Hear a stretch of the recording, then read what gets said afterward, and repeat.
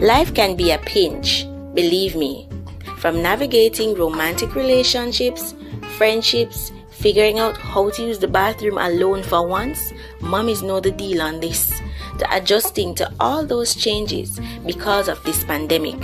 Sometimes you just need to catch a break. And I'm right there with you. Hi, I'm Whitney B. Rochester, and this is the She Knows It podcast, a 30-minute sit-down and unwinding session to unravel your mind and your heart. If you're new here, welcome to this judgment-free space. If you're a returning listener, thanks so much for coming back. Follow me on Instagram at sheknowsit.podcast or sending your comments, feedback, or advice questions to sheknowsitpodcast@gmail.com. Let's get into it.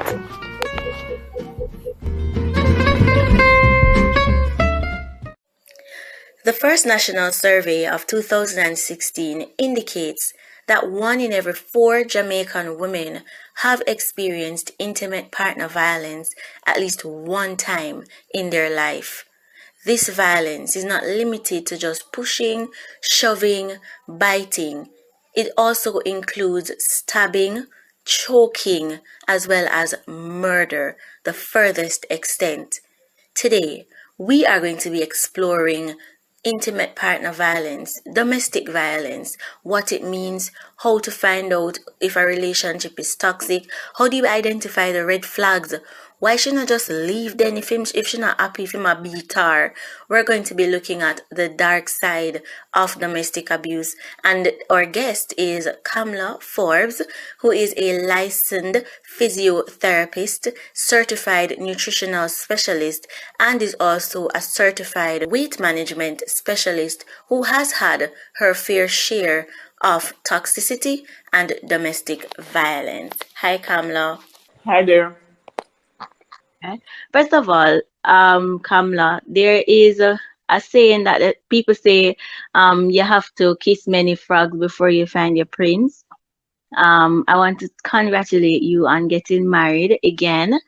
Thank you. And you're welcome. And it's such a bliss and it's such a joy having you.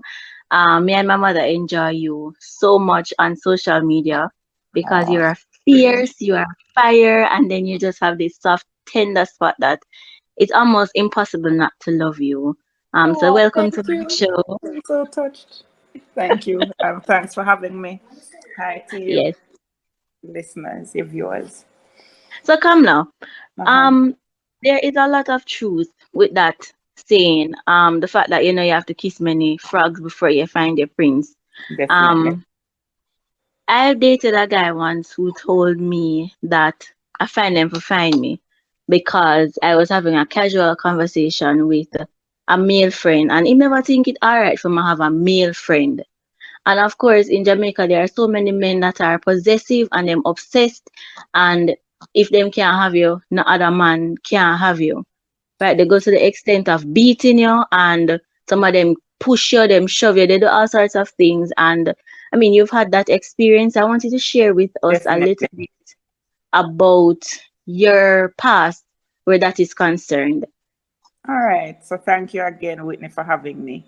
And yes, that saying is quite so. The irony of the situation is that my current husband and I have been friends for over 20 years. But timing is everything. Yes, Back to what you are saying, you know, half of the problem is the fact that Jamaican men view women as property. And true. that's where everything starts from. And women, instead of asserting their independence and their rights, a lot of them tend to think it's cute. They tend to think that it's when a man is jealous and possessive, it's a sign that he loves her. And I mean, that premise is flawed from the get go, because if a man loves you, he will respect you, respect the fact that you're a human Absolutely. being with emotions and your own thoughts, and he doesn't own you. Yes, So from the beginning, that's where the problem lies. Women don't assert themselves enough. And I'm speaking from experience because mm-hmm. I was once in a situation like that. As you alluded to, the fact is that this is my second marriage, and my first marriage was a very traumatic experience, Oh, wow. in that I experienced abuse in many forms, aside Mm-hmm. from physical abuse, the emotional and mental abuse, financial abuse. I experienced it all. And as I said, the fact is, many Jamaican men, including my ex-husband, believe that, listen, I'm property, I'm his property, and therefore I don't have a say, you know?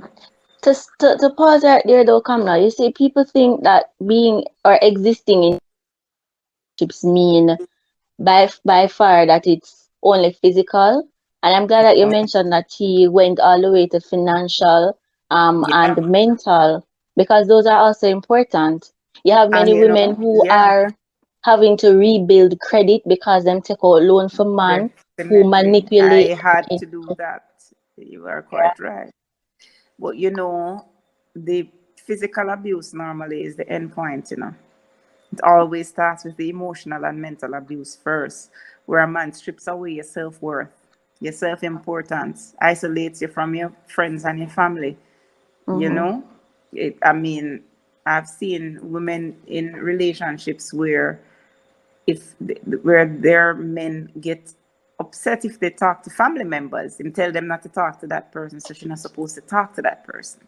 you know Yeah, so when it gets physical, that's later on in the game. I can think about my experience. The fact is that, I mean, I went through the manipulation long before the physical started. yeah. you know And the the manipulation, drilling into your head that, listen, you belong to me, you are mine. yes. Hmm. The as I say, manipulation, red flags are usually there. And to me, I wonder, how do we miss the red flags? How do we not recognize them for what they are? Is it that we become infatuated? Is it that we have lost our sense of self? Is it that we weren't socialized into believing that, we are worth something? Because one thing I realize is that most narcissistic men, they prey on women who have issues with family, issues with their friends. So, them coming from a broken place. As I said, I met a guy who, I was very much infatuated with me, like him off. And at that point in my life, I think I was 22 or thereabout. And I was with this guy who, just because I was having issues with my family, I wanted somebody to talk to. And he would always present himself there. But then came the manipulation. Then came him saying to me, well, um, you're a failure and you can't do nothing right, and those sorts of things, until I started believing him. So what were some of your, I'd say, red flags? And it was quite the opposite with me, because I'm from a very tight, close knit family. My parents have been happily married for the last 43 years. Wow. They only have children together, just the two of us, a boy and a girl. I'm the older of two. Right.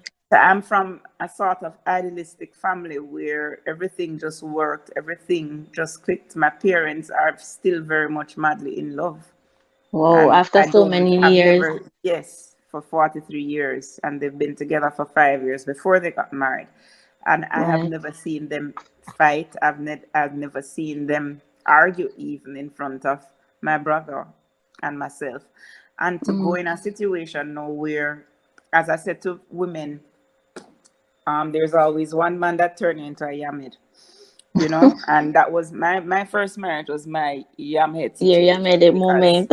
my yamhead moments, because I have never experienced the kind of, I mean, the cheating, I mean, everything. I've Mhm. never experienced my father cheating on my mother, Right. and to go into a Mm-hmm. marriage where it was open, it was just, so he didn't hide it. The fact that I Yeah. had stepchildren that were younger than my children during Mm-hmm. during the marriage. I mean, he never make any effort to not embarrass me. It's like he never cared. Yeah. So, I mean, those are the little things that strip away everything from you, your self worth. Yes. Allow women to call me and terrorize me on the phone, and I mean, Hold So on, he for allowed me, women to do yeah, man, what? women used to call my phone all the time. His women used to call. I don't know. Him can't tell me how them get my number, but every time They I must change be my kidding. no man, every time I change my phone, them find them get my number. So must him give me because I could have changed my phone 40 trillion times, them still getting the number. Oh no. You know? So Wow. Yeah. right. So basically that's what I used to have to go through. So it started it started with that, you know, and then it escalated. But as I Right. said, the end stage, the first time my ex-husband hit me, I didn't even identify it as abuse because Oh, him grabbed my neck and choked me. That was even before we were married, and my mother had to mercy. intervene. And I didn't even. I think our son at the time was about 5 months old, the eldest Mm-hmm. child. Right. It never even struck me that this is a fault. He's abusing me. You know, So is it that you were shocked? You couldn't believe I I, I, happening to I me? was in denial. I was Right. in denial, you know. It takes a time. I tell people that there are several stages you go through during abuse, you know. Yeah. Um, I left my husband 3 times, and the last time I left him was the final time. But I left him once for about 5 months. The second time I left him was for about 2 years. Mm-hmm. And the last time I left him, 2013, was the final. You Yeah. understand? That was the final time. And then I just went all the way, got divorced. Mm-hmm. But I mean, during the whole process, he wouldn't let go. I had to You hide. mean that he was obsessed? Yeah, man, he was quite obsessed because even when you leave him and you tell him, say you're leaving and you're not coming back. The second time I left my ex-husband, he Mm-hmm. exposed pictures of me, for instance. The last time it happened, he would attack me on the road when him see me. So for instance, Oh I'll take my daughter Jesus. to dancing and him see me and him attack Mm-hmm. me. I'd be out with friends and him see me and him attack me. I remember him biting my toe one time. I had to tell my children it's a dog My bite. God. Nearly bite off my toe. What? Yeah. So on top of him being obsessive and possessive and manipulative, because I'm getting all of that, him also is a cannibal. Like him, Yeah. I can't Yeah. believe it. You see, because you see, for me, Kamla, it's so complex. It's so you have women finding themselves in this position, and it's almost so impossible for a lot of them to leave. Me and you are fortunate that we found our way out. But what Exactly. about women who are constantly being hit, constantly being The, torn down, you the know? thing about it, it's never easy to leave, and they always try and find you and manipulate you back. For instance, even though my parents love me dearly, they couldn't help Hmm. me because at the end of the day, if I should go to my parents' house, he'd find me and he would Yeah, hound me until I returned. So when I finally got away, I had to go somewhere where I was inaccessible to him. And as I yeah. said to you, I think I've told you before, I had to send my ex-husband to Nigeria on a one-way ticket. I had to con him Whoa, and send him to Nigeria on a one-way ticket during the Ebola outbreak in Jesus. 2014, and send him away for almost a year, just so that I could get some space Hmm. to just break free of the whole situation. You I remember, understand? I remember in a previous discussion, Kamla, that you said that when you were pregnant, it got so bad, you wanted to get away so bad that you had to be admitted to the Right. When I was hospital. pregnant with my daughter, I Hmm. mean, he hit me once when I was pregnant with my daughter. And just to get away from the situation, I went to the hospital and they admitted me just to get me away from him. From him. Yeah. I So was it seems admitted to for me about that 2 weeks. he would stop at nothing then to make sure No, that you're because under him foot. no, I mean, I remember being pregnant before I had my daughter. After I had my son, I had a pregnancy that I lost, and I was about 2 months pregnant, and Hmm. we're fighting. I remember it was October 4th because it Hmm. was a friend of ours was getting married. October 4th, 2004, And him hit Mm-hmm. me in my chest and I miscarried by the following day. Oh, You know, Jesus. it just hit me in my chest. And by the following day, I started bleeding.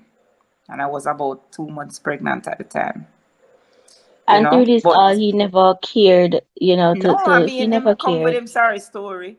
But the thing about it, after a while, I got so angry with me. I just got Mm-hmm. very, very angry to the point where I started fighting back. Eventually, I turned the tables. Eventually, I became the abuser.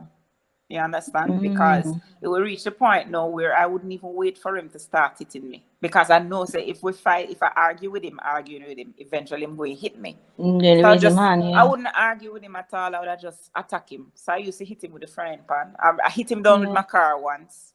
Gee. Um, I mean, I just used to attack him to prevent him from Mm-hmm. attacking me. So when him do So, something, for instance, one time him missing for 2 days, police I look for him. Must he hitch up with some woman somewhere? I don't know. yeah, But what he was missing for 2 days, and when he came home, I didn't even start to argue with him. I just you just start. get something. Yes, and So, it got to the point where when we went to the counselor told him that he had battered husband syndrome. But that's you're after I lying. just, yeah, man, I'm serious. But that is just after I decided that enough was enough and I wasn't Enough. going to, yeah, you know. So it reached a So point you where I went, started attacking him.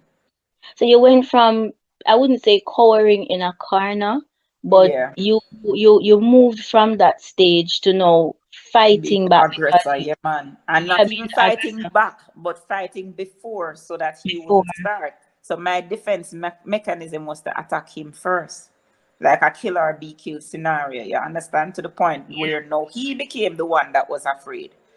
Mm-hmm. You know, until eventually I just got fed up. I Yeah. remember one time we were arguing, and I think this was the last time. This was the last straw for me. And Mm-hmm. that time my son, the eldest one, was about 11, and he get upset and slammed the door, and it hit him in his face. I think it burst him lip or him nose, right under him nose. My daughter is beside me, so she remembers so vividly. And I got so upset. I run him down with a knife, and Mm-hmm. that was the absolute last straw for me. And I was saying that, you know, when you have children involved, it's better to leave Mm-hmm. a toxic relationship or marriage than stay for Yeah. the children, because the children suffer. They Yeah. suffer tremendously, and my children, especially my older children, suffered. I Mm-hmm. mean, it was so. I mean, my eldest child right now suffering some serious emotional. I mean, he's almost 21, and him suffering. Him have some serious emotional marriage. And when I compare it Yeah. to my youngest, who is 10, almost 11, I Mm-hmm. mean, he's been in such a stable environment in comparison. In You comparison, know, yeah. yeah, because with my current husband, we've been together for about 7 years. So basically, he grew up in a much Stable more stable environment. environment where I'm not seeing all the bickering and the fighting and the abuse and the shouting. And you can see the difference between them in terms of the personality, you know. But my Mm. daughter is my little rock star because nothing don't bother her. She's very, I don't know, I guess it depends on the child and how they cope, Yeah. you know. Everybody has different coping, I'd say, mechanisms. And Kamla, you are very resilient and Yes. you're like that. So I figured more or less that she'd pull from your strength. But Yeah. you see, what do you tell a woman then who go through the cheating, the disrespect with girl a call her phone, you go through the manipulation in public, in private, him attack you, all of them I mean the whole excitement, the whole 9 yards. What do you tell a woman who is trying to find the strength to leave? How do you find, or how did you find the strength to walk away? Okay. What I would tell her is do not act out of anger. Mm-hmm. Don't allow anger to be the driving force. I remember for me, I didn't the the last straw for me was perhaps in about August, and I didn't leave until about December. You Mm. know, And it had to do with the fact that I had left so many times before that I realized that I couldn't just leave without a plan. Yeah. And Because even you'd have with plan end as up it is, going back. right? Because every time you leave out of anger, you end up. So I had to basically leave, plan. Because at the end of the day, lessons I've learned is that you can't allow this person to know where you are. You can't allow this person access to you, because once he has access to you, he's going to find a way to get you back one way or other, manipulate you, something. You understand? So the thing about it is, I would tell a woman, don't act out of anger. Plan your escape. Make sure that you have a support system. And I have to say, I have my parents are like my rocks. I have the most awesome parents that anybody could ask for. In that they're very supportive, and they were always there. They are still always there in Yeah. case Yeah. I need, you know. So I mean, not everybody has the kind of support system that I have, but I mean, if you have to go to bounce it at a shelter for even a night or two, but just go somewhere where there is no access. Make sure you change your number. You have to be a brilliant Basically, actress at times. starting all over again. Yes, I had to start over again. I lost everything. I lost my house. I lost my car. I lost everything. I had to start over Everything. from scratch. And I'm not back to where I was. But guess what? I am happy now and I have peace of mind. You're free, You know, Kamla. I am free. And so, and the irony of the situation is that my ex-husband and I, we have a good relationship now that I'm out of the marriage. I mean, I talk to him all the time now. I mean, we have the children together. So, Yeah. I mean, it took a lot of time for me to get here, and I found that part of my healing was sharing my story. And this is Yes. why I share my story so freely, because it allowed me not just to forgive him, but to forgive myself. Because I mean, as I said to you, my current husband, I've known him for 20 odd years, and sometimes I beat up myself. Why did I not marry Choose him. this man from day one? You know, Yeah. and he was always there. But you can always go through the shoulda, coulda, woulda. But I mean, at least, I mean, as I said all the time to myself, God, nothing before it's time. Yeah. God worked it out this way for a reason.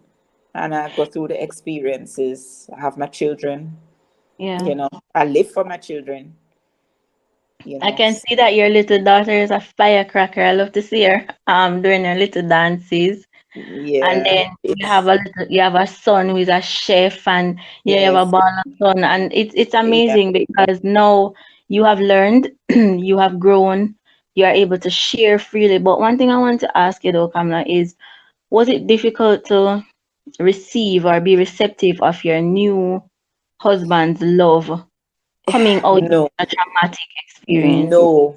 And it wouldn't be the same for everybody. But Mm-hmm, my husband has been my best friend for a very long time. mm-hmm. You know, he's been my dance partner for the last 20 years. So even though we Wow. weren't together, there was always a chemistry, Mm-hmm, because we know each other for so long. And I mean, so it wasn't hard for me to fall in love with him, because I mean, the base was always there. And I here. mean, to tell you the truth, when I used to fight with my ex-husband, he would always be the one to rescue me and carry me out to breeze out. My brain would always drive up. I used to drive a little white Honda Fit, and he would always drive up. Come let me Mm, carry out and breeze out your brain. He would yeah, always say that to me, and he would carry me go dance somewhere, because he knew I love to dance. So he would always carry me to. And this time the relationship was strictly platonic, but he mm-hmm, would always try to get my mind off my issues, because he knows say I was having a lot of issues, you know. So he was always that type of person. And mm-hmm. even this last time, I mean, he took me, and I mean, he hid me away. He was the person that hid me away from my Yeah, ex, because where he was living up in the rural St. Andrew, East Rural St. Andrew, there was no way my yes. husband at the time would be able to find me, and Find he you. wouldn't dare come up there, you Yeah. know. And I mean, he really went out of his way to heal me. You And that's understand? why it's important to have, to me, Kamla, a support system. Exactly. It's nothing to be ashamed of because we're women, it can happen to any of us. And I see you always make a post, Exactly. and every now and then it surfaces on your Facebook where you say, as a mother, you'd prefer your daughter coming back in a, what you always say? You prefer her to come back with before. Oh my God, the one that talk about her coming back In alive a than in body a bag. coffin. Yeah, Right. Yeah.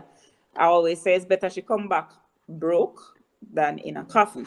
in a coffin. Yeah. And simply Um. because, I mean, I would never turn out my daughter. All Yes. right, no matter what. Cause she always the boy picking them no boy for go out and make them life. But my daughter, I think that you see with daughters, I mean, and it's based on how I grew up with my father. I mean, you have to always have that space for your daughter because anything can happen when she go out there and take up a True. man. Up to today, I'm talking to a friend of mine and she's telling me that her mother and her brother had to go and move her out of her marital home just today for the Wow. same reason, right? Infidelity, the husband cheat, and then when she confront him, fight him, hit her, and her mother and her brother had to go and move her out.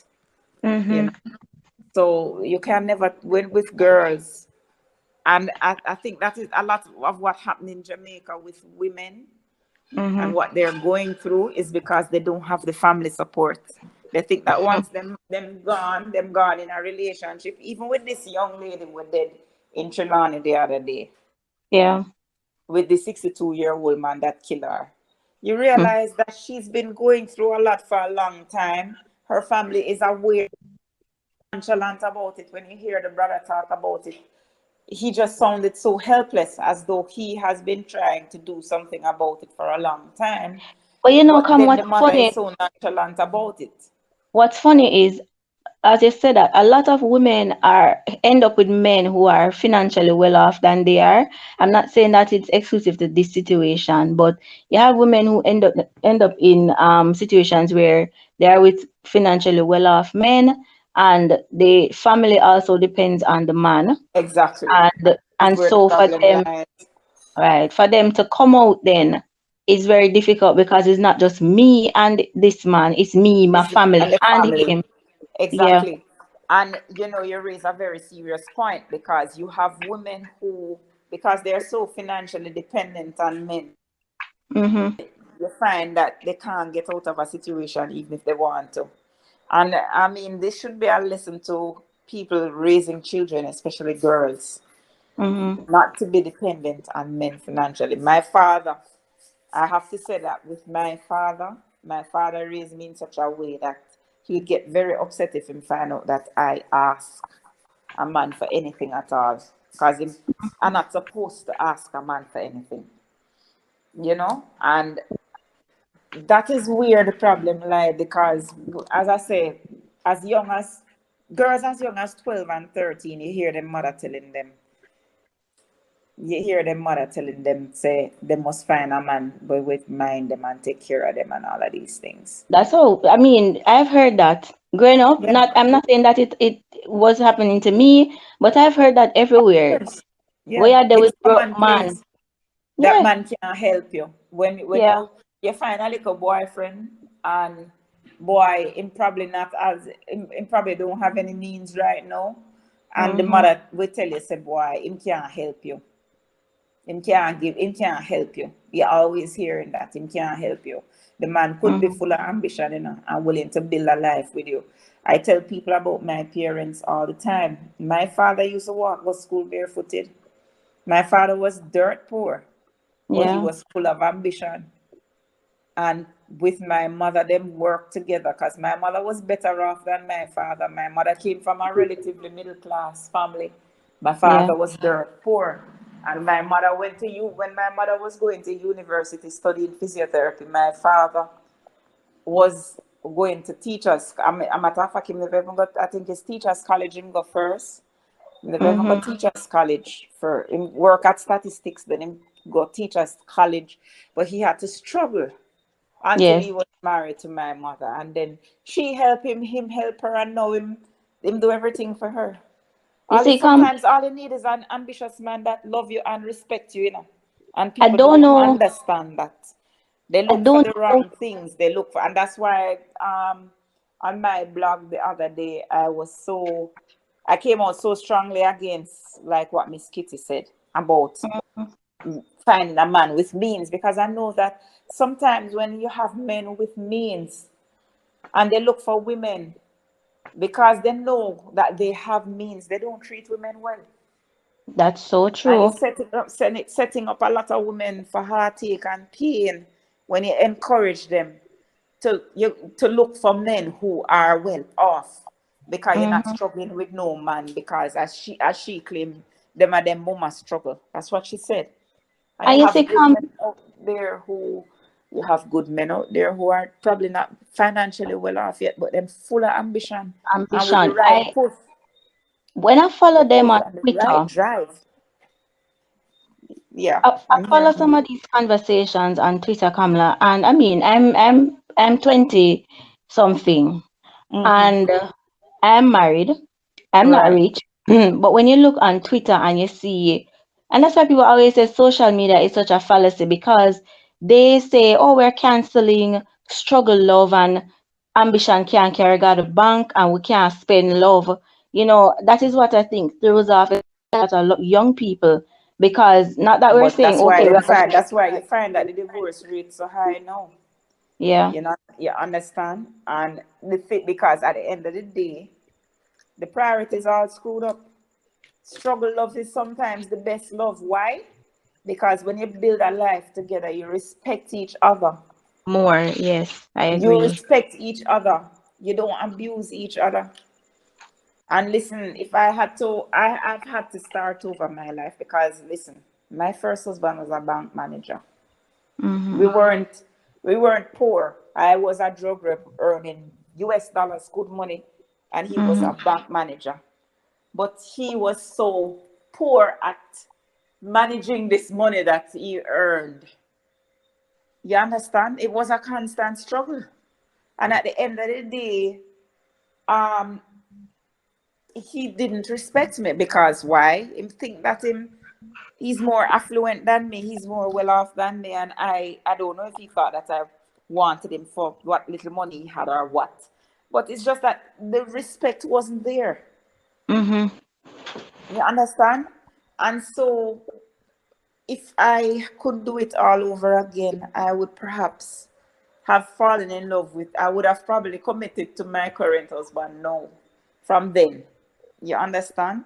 And Yes. struggle and deal with him. Instead Than of, to take up this man who was well off but treated me like crap. so come now, how then do you now love yourself out of a situation like this? What practical advice or tips, I'd say, as we close, that you Uh, give to somebody who is coming out of a relationship like this? What did you you have to do? focus on yourself. You have to Yeah. focus on yourself. You have to do serious introspection. I remember being overweight when I was at my lowest. I had packed on, a lot of weight, and Mhm. I was miserable. Yeah. And the thing is, at the time, the ex-husband encouraged, lied to me like that, because no other man would look at me. Mm. But then he wouldn't look at me either. So, It's funny. um, well, it's the truth. So the best, Yeah. what I had to do was just taking care of myself. I had to start taking care of myself. I lost 70 pounds. Before I even focused on leaving him, I started Mm-hmm. focusing on myself. So You. I Yeah. started, I've been a dancer all my life. He would manipulate me out of dancing, try to find a way to stop me from dancing. So what I did, I started losing weight. I made sure to make arrangements with for the children, so that I could make time to dance, and that was just my time, and that's what I did, and basically worked on me. You don't have to dance or what, but I mean, go to the gym, start exercising start taking walks, take care of yourself. I Yourself. mean, clear your brain. Or sometimes you just need to and talk to people. Talk to people. I can tell you that having Wayne at the time, who is my current husband, Mm-hmm. just to talk to him, and he would listen and sometimes not judge, just listen, made a big difference. I mean, he would take me for walks in the hills every morning. And Mm-hmm. that was, as I said, that was my little therapy. And I healed. And these things heal you and make you think freely so that you can make conscientious decisions. So put Yeah. yourself first. Plan your way. I always tell people, make a plan. Plan your escape route. Don't tell the man, because the man in this Jamaica nowadays, the man will kill you if he find out what you're planning to do. Yes, ma'am. Right? So make Yes. your plan and execute your plan without making the man know. Don't act out of anger. Think Mm-hmm. rationally. Think rationally. That's my advice. Boy, Kamla, it's such a heavy topic, and It it's is. heavy, especially considering the climate that we exist in now, where relationships are concerned. But I really am happy that you made it out, that we made it out. And I Definitely. think as women, we need to support each other in this fight, because even if it Exactly. doesn't come from above where the legislation and all of that is concerned, we on the ground who have had that experience can reach out to other women and let them know that, listen, you are not alone. You Definitely. are the owner of New Body Solutions. You're a Definitely. physiotherapist. You're a certified weight management specialist. You Yeah. are a certified nutritional specialist. Tell me a little bit about that and how we can get to you on social media. All right. So on social media, New Body Solutions, NUBODY Solutions. As you said, Mm-hmm. I'm a physiotherapist, weight management specialist, nutritional coach, and I do everything weight loss. We have our own products: belly fat fighter tonic, fat flush Mm-hmm. tonic. We also do meal plans, and my husband is a personal trainer, certified personal trainer. So we work well together. And Mm-hmm. as a physiotherapist, anybody who has injuries recovering from an accident, a stroke, I mean, the things that physiotherapists do, Yes. I'm available. So they can always send me a message. But all things weight loss, all things nutritional coaching, all things physiotherapy. New Body What's your, Solutions JM. that's on And Instagram. yes, and my contact number is 876-909-0980. So belly fat, especially, a lot of people struggle with that. Mm-hmm. Where that's specifically what I specialize in. Right. Yeah. Well, thank you so much, Kamla. I can't believe that I have the right mango on my show. It's such a pleasure My talking to pleasure. you. And My I'm pleasure. really happy that you healed and you overcame, and so you're able to share all of your story so that other women can heal. Thank you so much for having me, Whitney. It's my pleasure. Thank you for having me.